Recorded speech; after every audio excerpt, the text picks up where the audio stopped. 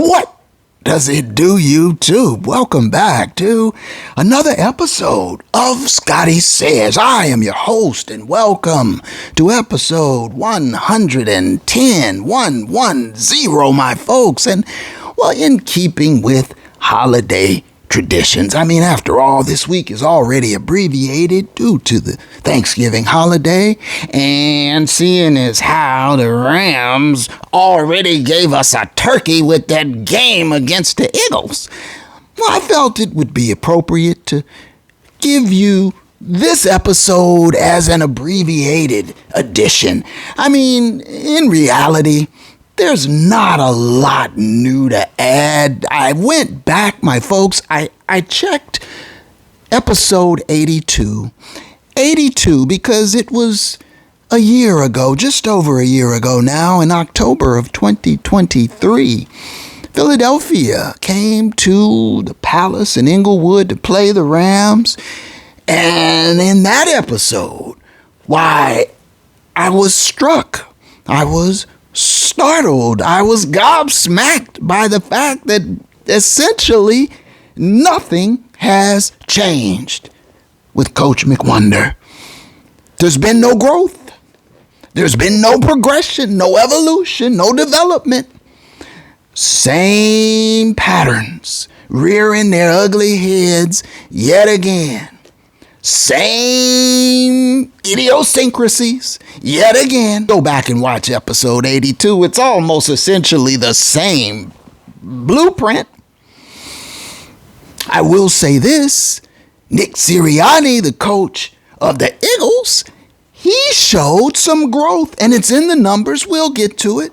He showed some development, but not our Coach McWonder. No, he's still stuck in the same patterns, getting the same outcomes. The definition of madness, the emperor has no clothes. And my folks, I've been coming to you now for years, broadcasting from this undisclosed location on the outskirts of the city. And I've been coming to you because it seems as though I am the only one who can see these miserable patterns, these ruts that the Rams and their head coach seem stuck in.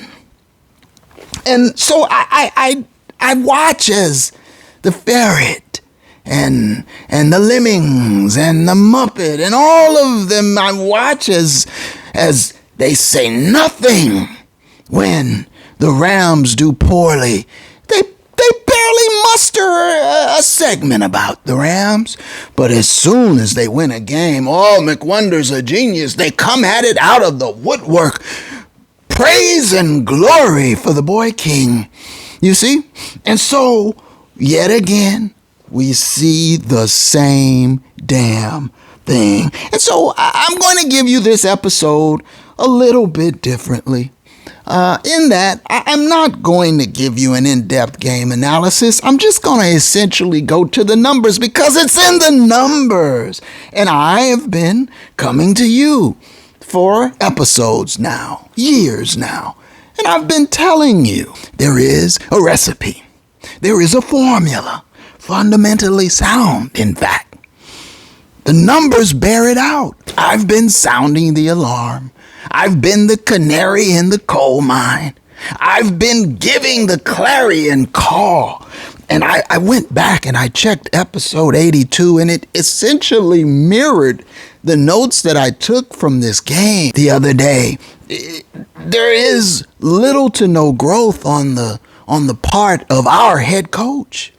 And with the media types, the Muppet and the Ferret and the Lemmings, with them giving him carte blanche to do whatever he wants without any criticism, without any repercussion. He has no impetus to change. He just keeps making the same mistakes, expecting a different outcome. That's madness. The emperor has no clothes, you see? And so if you want an in-depth episode on this last Philadelphia Rams ball game, all you got to do is go back and rewatch episode 82. It's essentially the same business. Except, as I told you last week, in this past episode 109, I told you then, the Rams were hapless against Philadelphia last year. The Eagles beat them fairly soundly last year. And last year they didn't have the Matrix. Last year, Philadelphia did not have Saquon Barkley. And I told you last episode that I had absolutely no illusion that the Rams were going to pull an upset on Philadelphia. I never expected it. Sure. I had hope. Sure. I was hopeful. I'm a Rams fan, but I knew deep down that there were two chances for the Rams to beat Philadelphia, slim and none. And they did not. And to be honest, it wasn't even as close as the score, and the score was a mollywhopping. It wasn't even as close as the score would indicate. And so these same concerns still there. The coach of the Rams, the main man, Mr. McWonder, he's got this split personality football disorder. He's Dr. McGenius and Mr. McWonder. I told you this last episode. In the same game, in the same half of football, he'll go from Dr. McGenius to Mr. McWonder, and he did it again this past game against the Eagles. He did it again. He went bipolar, up and down, hit and miss, Motown backslide. He can't help himself. And the Rams reflect his personality. The Rams are bipolar. The Rams are up and down. The Rams are hit and miss. They're world beaters. And then they can't squash a grape. All in the same game. And so the point I really want to make is that I understand now that all of the energy I've expended coming here to broadcast to you, because I told you could come here for the real, it's essentially wasted energy, because no one else will hold McWonder's Tootsies to the fire. Only me. And I'm just a rebel without a cause, you see? So he has carte blanche to continue the madness ad infinitum, and he will. It's clear to me now. This is who he is. This is what the Rams are. They're a bipolar team. They're up and down. They're hit and miss. And I've told you this on numerous occasions. McWonder can get away with his shtick against bottom-feeding teams. He can get away with it against the Raiders, for example. He can get away with it against teams whose head coach either hasn't read the book or has chosen to ignore it. He can get away with it against the bottom feeders. But against decent teams, that's what you see in the playoffs, my folks. You see quality teams against quality teams. McWonder will continue to go down in defeat because he has not embraced some simple fundamental principles like balance. He doesn't believe in balance, you understand? He doesn't believe in power run football.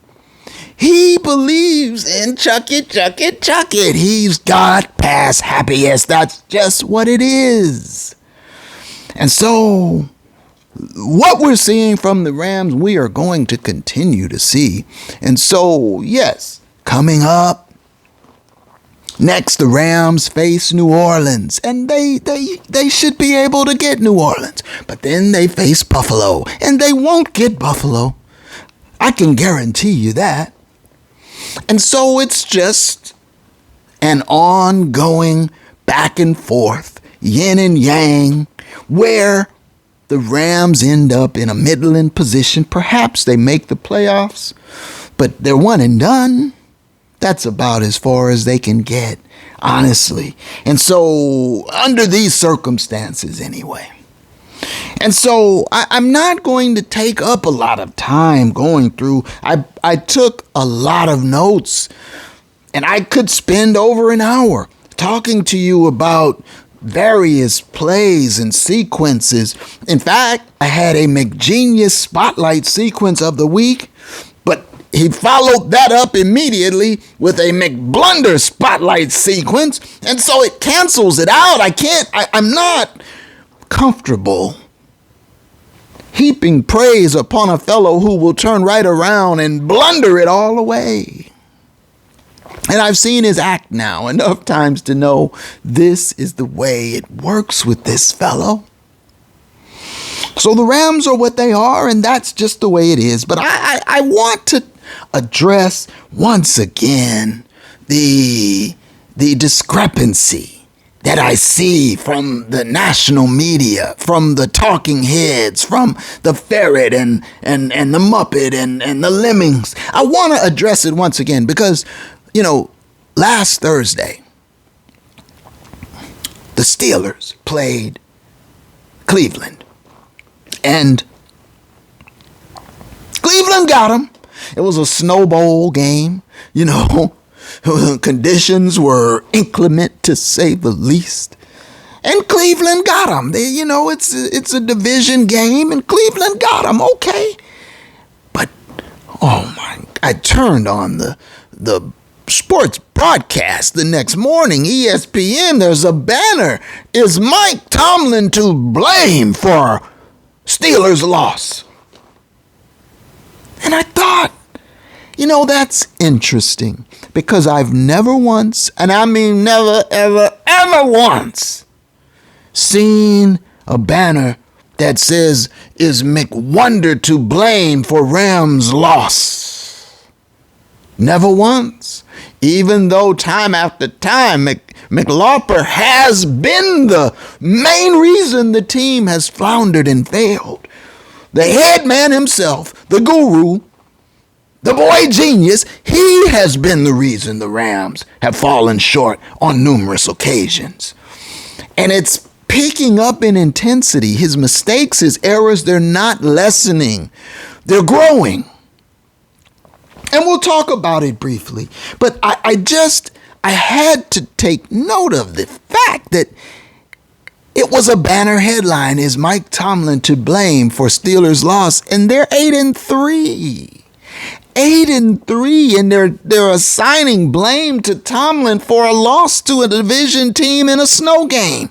Yet McWonder, in perfect conditions, the beauty of the palace, he will lay egg after egg, send us an early turkey against the Eagles. He does it time and time again. He's 5-6 now, 5-6, and never once have they said, even bothered to question if somehow coaching has played a role in the Rams' demise. They've etched out a narrative, and they are loath to erase it, to address it. They just want to be right. McWonder is a genius, and when he's not, it's somebody else's fault. And when they win, you see, that proves it. And that's just the way this works with McWonder, and I've labeled it the halo effect, and he's a beneficiary of it. And Mike Tomlin, he is the unfortunate recipient of the reverse halo effect. That's just the way that is. But I'd take 8-3 all day long over 5-6. Anyone who can do math would, wouldn't they? I'd take never under 518 years all day long over 5-12. Or what are they going to end up this year? 8-9? That's a fair estimation. Maybe 9-8. Listen. This needs to stop. Let's just call these things objectively by what they are. We don't have to run with narratives and when I tell you something that turns out to be incorrect, I'll accept responsibility. I'll tell you I was wrong. Not the experts.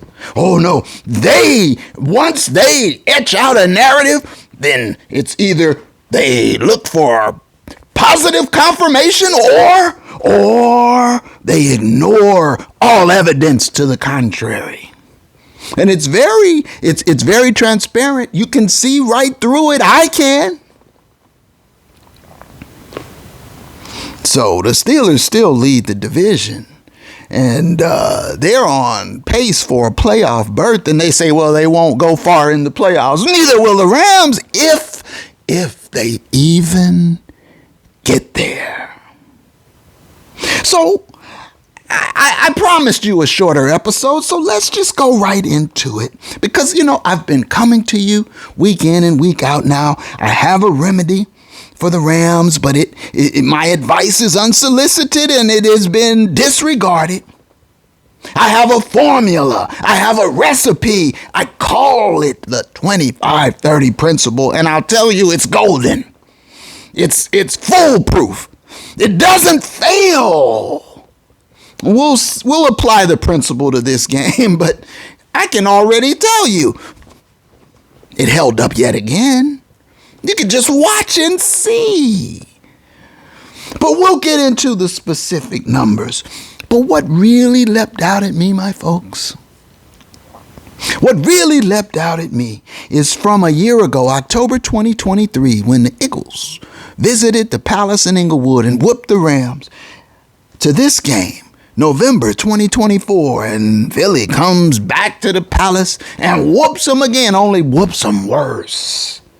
Beats them down, pulverizes them, and I told you, the Eagles handled the Rams fairly easily without the Matrix, and now they got the Matrix. Saquon Barkley, he transforms everything for them. So, no, I had no illusions that LA was going to win this game. Of course I didn't. But I had hoped, and again, it's all misplaced hope. But I had hoped maybe there might be some sign of progression. I keep this pipe dream alive that the coach of the Rams is going to evolve and grow, but it doesn't happen. The evidence shows he's stuck. And so let's just look at it because, the media types, they went zero dark. They went radio silent. They went crickets. You didn't hear them say a word about McWonder after that blowout at the hands of Philadelphia. Not a word. Nothing about coaching and all this brilliance. Nothing. Oh, rightly, they highlight Saquon, the Matrix. Rightly so. But what about all this McWonder bluster you keep hearing whenever they win a game? Well,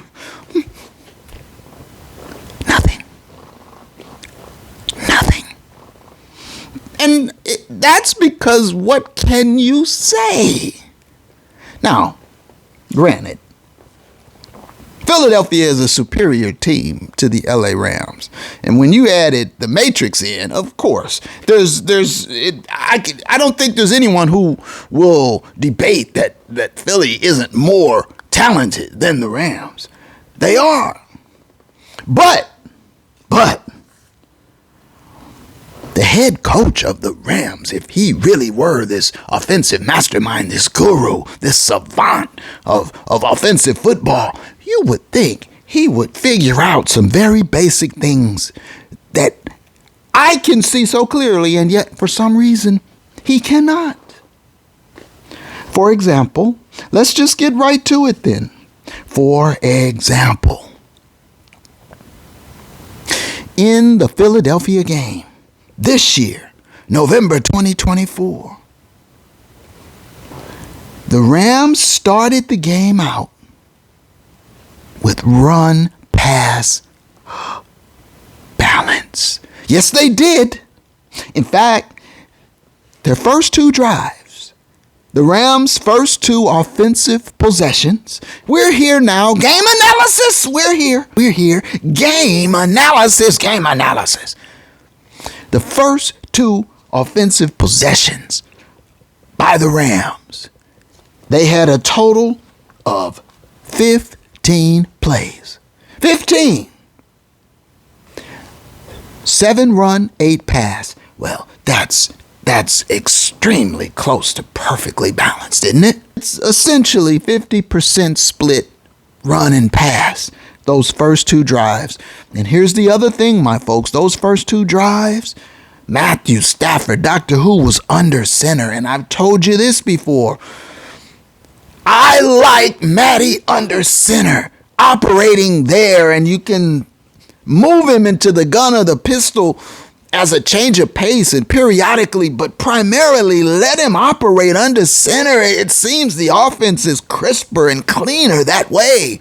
And the Rams' opening two possessions, Matty was under center and the offense was clicking. Pop, pop, pop, pop, pow! 15 plays, first two possessions, 7 runs, 8 pass. Now, they would have scored a touchdown that opening drive, but K. Will coughed up that fumble inside the red zone. And that short-circuited that first beautiful drive that was sculpted so magnificently. And I said then and there, don't let that fumble cause you to deviate from what you're doing, coach. Keep running the ball. Keep Matty under center. Keep dominating. Don't deviate. I have come to realize that the coach of the Rams loves acronyms. Like FUSS. Fundamentally unsound. Well, that's one I gave him. But he likes acronyms, you understand? And so I've got one for him. Less big. Less big. LSBYG. Less big. LSBYG. What does that stand for? You must want to know. Less big. LSBYG. Let success be your guide. Coach McWonder, how many times have I said it? Let success be your guide. If it's working, don't deviate from it. Keep hammering them. And so, less big. Put that on a banner over your head when you're talking to the media after a game. Less big. Let success be your guide. But the coach of the Rams doesn't do that, you see. He deviates. He says, let success make me deviate. And so, after 2 beautiful drives, the first one short-circuited by the K. Will fumble, and then the second one, heavier on pass than run, to be honest, and yet still in awe. Cashed in, touchdown, 15 plays in 2 drives, 7 runs, 8 passes, marching down the field. Philadelphia backpedaling their defense. The Rams charging, looking sharp, looking crisp, looking clean. And they lead 7-3 after 2 offensive possessions. 7-3. And it's like you've got a handle on this game. You can upset them just less big. Let success be your guy. Well, what does McWonder do when he comes out for the Rams? 3rd offensive possession. Less big? Oh, hell no. No. Mr. McWonder. Why, he comes out for the Rams' 3rd offensive possession after having extraordinary success the first 2. He comes out the 3rd possession, and Matty is no longer under center. He's in the gun or back in the pistol or then in the gun. This 3rd possession, 3 plays, 3 passes, 3 and out. Aw, damn. All from the gun or pistol. No plays run from under center. No run plays, 3 and out. Now, see, here it is now. You've got Philly, their defense, backpedaling, moonwalking. Come on. You are dictating the pace. You are causing them to react to what you're doing. And you, in your infinite silliness, decide, let's go away from what's working. I don't want to be less big. I don't want to let success be my guide. I want to go full McWonder and deviate. And let's put Matty in the pistol and let's abandon the run and chuck it, 3 and out. And do you know the rest of that half? The rest of the half. McWonder insisted on keeping Matty in the gun. And insisted on keeping him in the pistol. He barely put him back under center at all the rest of the way. And there were 3 more drives, 9 more plays, all 3 and out, 3 and out, 3 and out, 3 and out.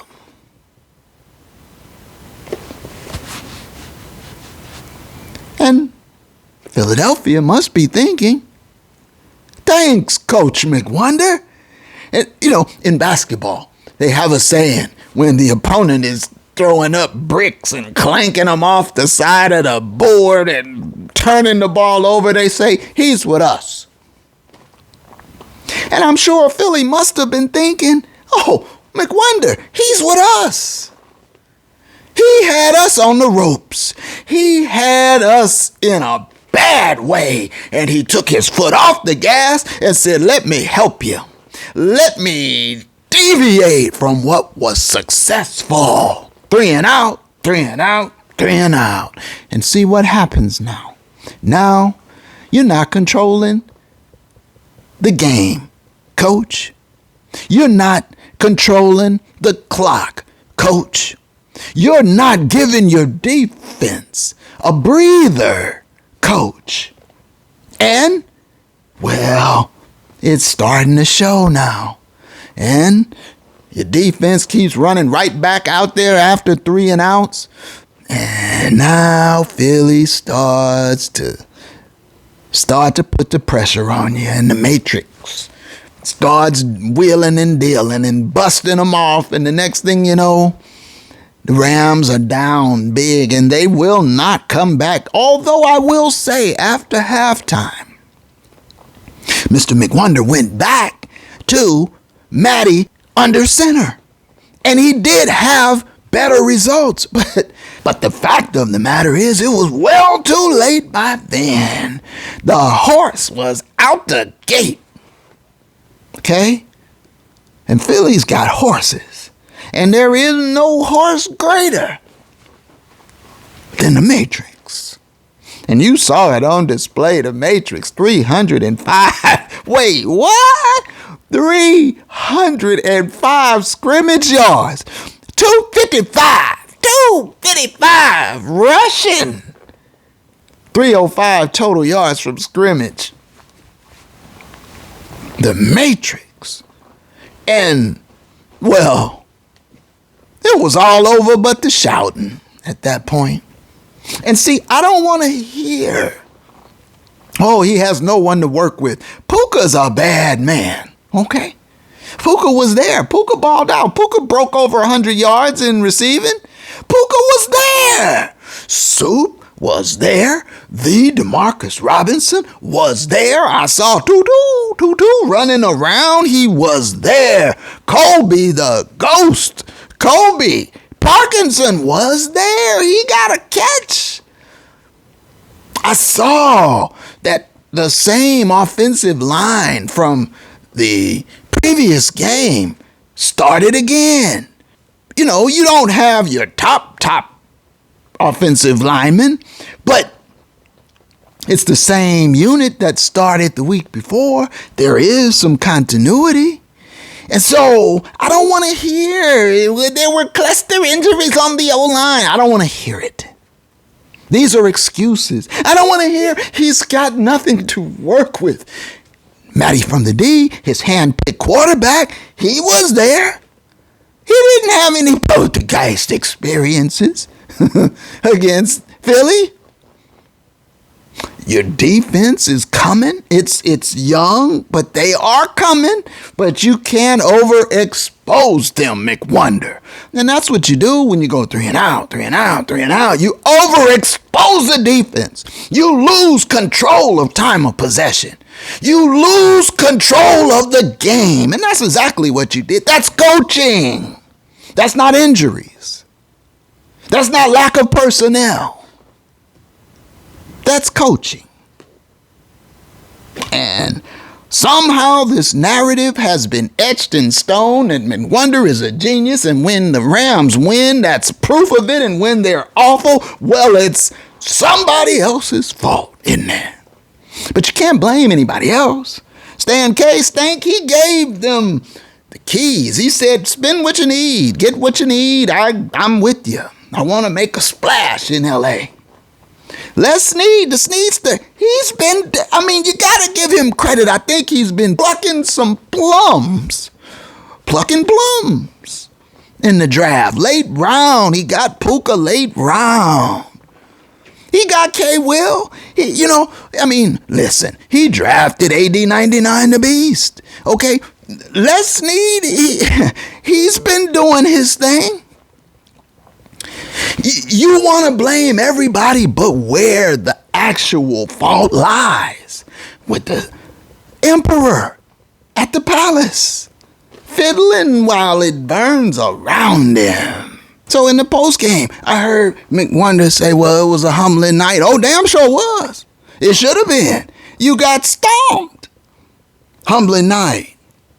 He said, we gotta, this is his usual refrain. We gotta look at the tape and see where we can be better. Well, you know what? I don't even have to look at the tape. I can tell you right now, I've been telling you for years, episode after episode, where you can be better. How about this? Your first possession, you ran the ball 4 out of 5 times.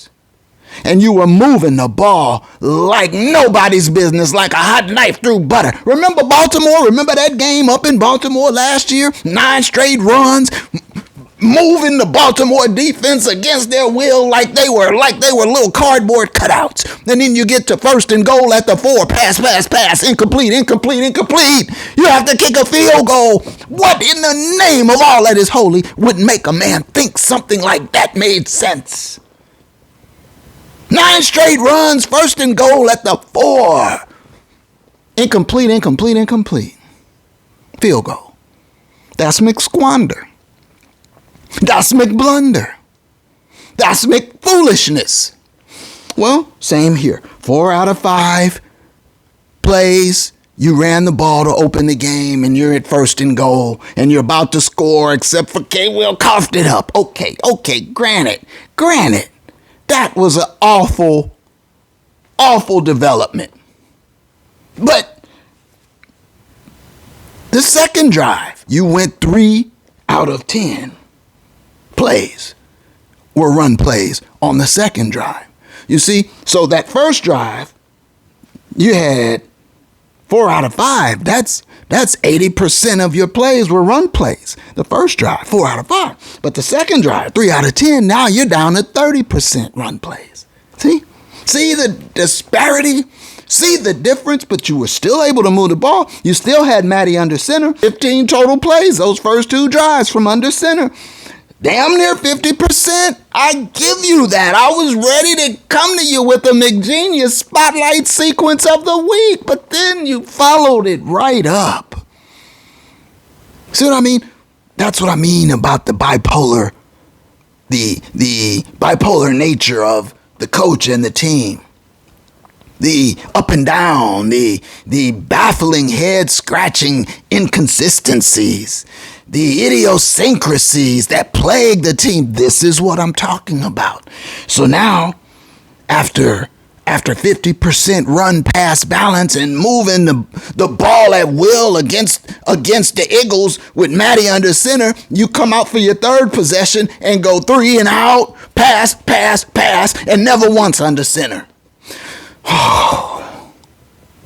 And then it's 3 and out again, and then 3 and out again, and we're damn near at halftime. And Philly keeps getting the ball. You don't see it?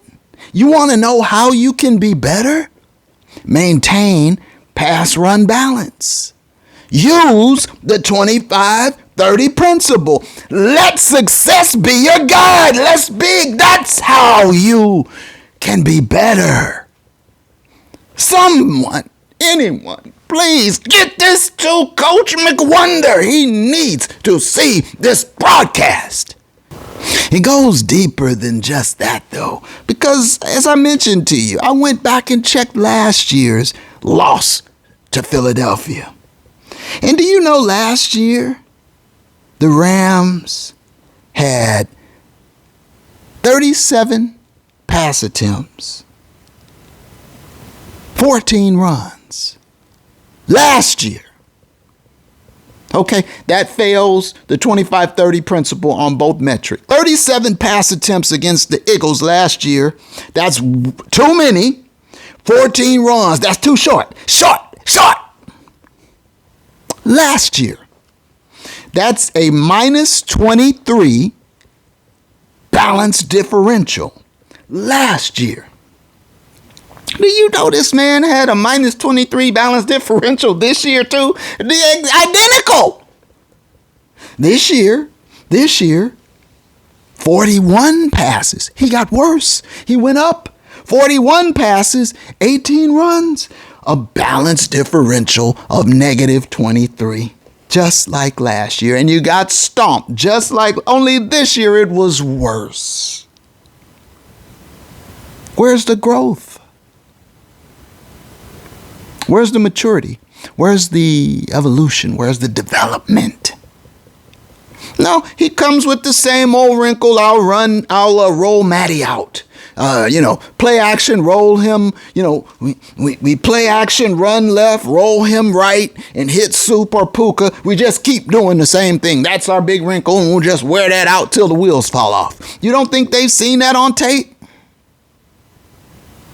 So as I say, if you want a more in-depth analysis of the Rams-Philly game, all you got to do is check out episode 82. It's the same damn thing. So you want to know how to be better, coach? Take some advice. Stop doing what you've been doing because you're going to keep getting what you've been getting. I know your shtick works against the Raiders. I get it. How you going to beat teams like Philly or Detroit? Quality teams in the playoffs. How you going to do it? The Rams offense, the first quarter of this game against the Eagles, this latest game, they put up 7 points. They had 14 plays, 117 yards, no sacks. That was the first quarter with Matty under center and run pass balance. The second quarter, when he moved him back into the gun and when he threw the pass run balance out the window, they had 0 points, 10 plays total in the whole quarter. All those 3 and outs, you understand. They were -8 in total yardage, -8 for the quarter. -8, the lowest or second lowest in the McWonder era. And they were sacked 3 times. See, that's what I've been telling you for months, for years.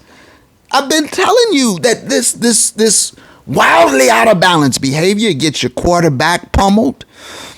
It gets your offensive line on skates, moonwalking, Shimon. It gets your defense gassed. You lose time of possession. You lose control of the game. This is what you're doing to yourself. You keep saying self-inflicted. Yes, they are self-inflicted, but you are the self that's inflicting them. And no one will tell you, apparently. No one will say, Coach, you got to look at what you're doing or not doing that's causing the Rams to be hindered in their attempts to become a better football team. Well, I'll tell him, but I'm on the outskirts. And I'm the only one who sees it, apparently. But the numbers speak for themselves. I'm not making these numbers up. And so, speaking of the numbers, let's just go ahead and get right to the numbers. Shall we? Let's do it. All right, so they got stomped out, the Rams did. Philly had nearly 500 yards, total yards, and the Rams had 290. Now, interestingly enough, the one area where the Rams outgained Philadelphia was passing yards. They had 198. Well, what does that tell you? Philly put up all those points on the Rams. They only had 167 passing yards. You don't have to chuck it all over the yard to be successful, to put up big points. You don't have to. We've seen it time and time again.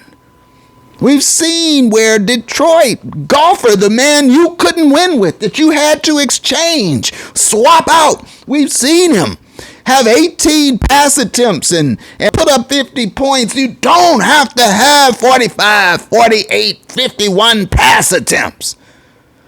But in the rushing, see, that's the key. Controlling the ball on the ground, fundamentally sound. Principles, foundational principles. You gotta be able to control the ground game. And McWonder knew that when he came here. The year he arrived on the scene in 2017, they were a run-first team with Todd Gurley. And he deserved to be coach of the year that year, and he hasn't deserved it since. Philadelphia, Nick Sirianni, 314 rushing yards. 314. Most of which are the Matrix. We know that. The Rams had 92. Philly, 7.1 yards per play. The Rams, 4.9, but 7 yards per play. First downs were close to even, but on third down, the Rams were 0 for 8. Ouch. Philly, on the other hand, 9 for 15. That percentage gets it done. They had about 10 more total plays than the Rams did. The Rams were sacked. Matty was sacked 5 times. Philly, Jalen Hurts only sacked once. The Rams punted 4 times, Philly only once. Penalties were about even. The Rams, they did lose a fumble on the cough up by K-Will. And Philly dominated time of possession. Let's go ahead and let's get to the heart of it. Let's apply the principle, shall we? All right, let's start with the victors. The Eagles flying all over the Rams. Well, let's take a look at what the Eagles and Sirianni, what they did when you apply the principle. Jalen Hurts, 15 of 22. Ow! 15 of 22 pass attempts. They put up 37 points. 22 pass attempts. I don't know why this can't somehow get into McWonder's psyche. This concept just seems to be unable to permeate or penetrate the skull bone thickness. You don't have to put the ball up in the air 40, 50 times to score a lot of points. 22 pass attempts, 179 yards, and a touchdown in the air for Jalen Hurts. There was 1 sack, as I mentioned. 23 pass attempts. That is a check. Green. That is meeting the metric. But there are two requirements to be in compliance with the 25-30 principle. Your quarterback must cap his throws to 30. They had 23. Check. Rushing. Well, we already know. We already know with rushing, but let's look at it. All right. The Matrix, Saquon Barkley, 26 carries. There it is right there. 25-30 principle mandates, stipulates, requires you must have 25 or more run plays. The Matrix had 26 on his own. 26 carries, 255 yards. Oh, damn. 9.8 per carry average. Damn near every time you hand him the ball, it's a first down. They should call him First Down Matrix Barkley. Here, hand him the ball, first down. Hand him the ball, first down. Plus 2 touchdowns. Plus, the Matrix had 4 receptions for 47 yards for a grand total of 302 total scrimmage yards. Oh my gosh. Whoa. Whoa. I mean, I'm in awe of those. Those are eye-popping numbers. Staggering, spectacular numbers by the Matrix. And so, Philadelphia had a grand total. Well, you got your quarterback who designed runs. He had 12 of them. And then you had two other offensive players with carries. They had a grand total of 45 carries. 45 runs for 314 yards. 45 runs, 23 passes. Check and check. They met both metrics with ease. And you know when you do that, what's going to happen, don't you? You are going to get that dub. You know it. And I know it. McWonder doesn't understand it. But Sirianni knows it. I said in episode 82 last year, Sirianni has read the book. He improved upon what he did to McWonder last year. McWonder went the opposite direction. And so they meet both metrics for the 25-30 principle and win with ease. Now, let's look at the losers. The Rams. Well, how about this? Matthew Stafford, Doctor Who, 24 of 36. That's an X. Let's go ahead and X. 36 is too many, but wait, there were 5 sacks, and that's a total of 41 pass attempts. 41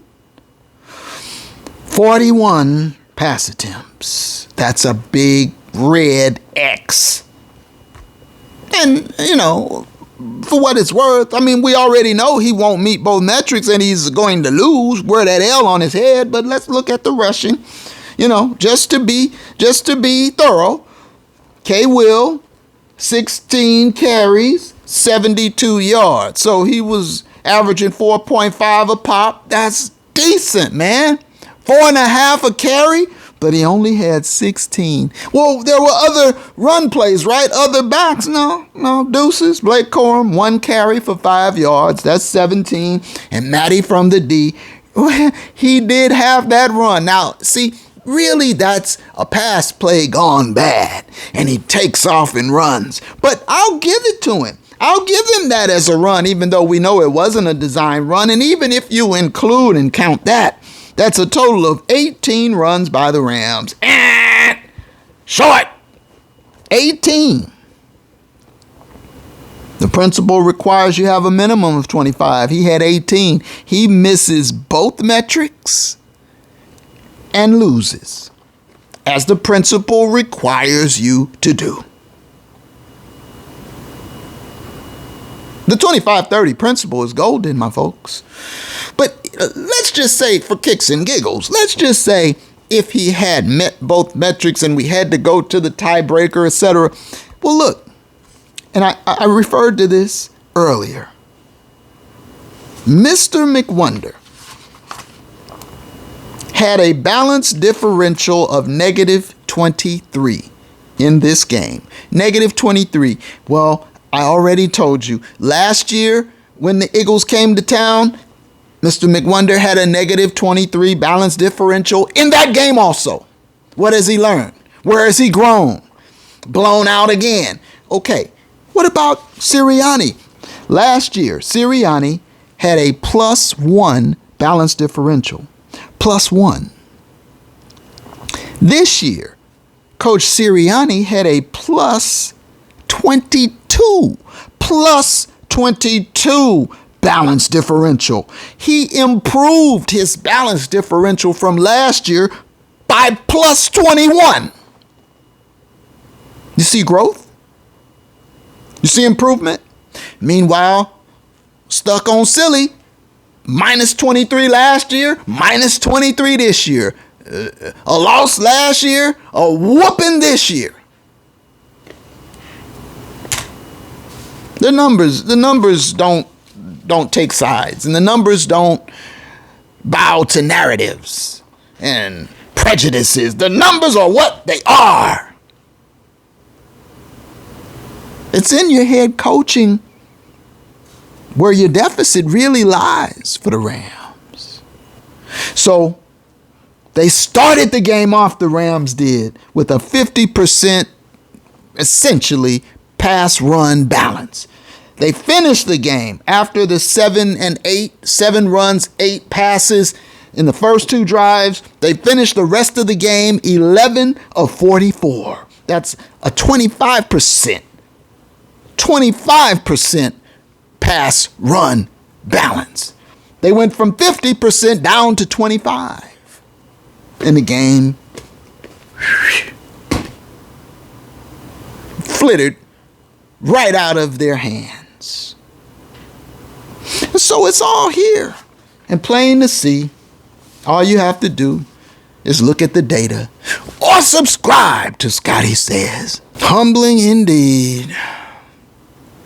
The halo effect for the holiday season in full force. And so, my folks, at this point, what I'm going to ask now from you, what I need for you to do is throw me one of these, just one, please. Like the video. Subscribe if you haven't already. Leave me a comment. Let me know what you're thinking if you're on the conveyor belt, if you're in the cult, or if you see the data and the evidence for what it clearly is. And until the next one, which it won't be too long from this one. I mean, I'll be back on the other side of the New Orleans game, most likely, unless I take a little more time away for the holidays. But I'll be back to chop up the back end of the Rams drive, and we'll see if they can muster enough wins to win the division. It's anybody's guess, but what I do feel very confident in saying is whether they get in the postseason or not, the team is in disarray, and it starts at the top with the head man in charge at the palace. And so I want to wish you a happy holiday season. And until the next one, which won't be too long from this one, Scotty Says, thanks for watching. One love.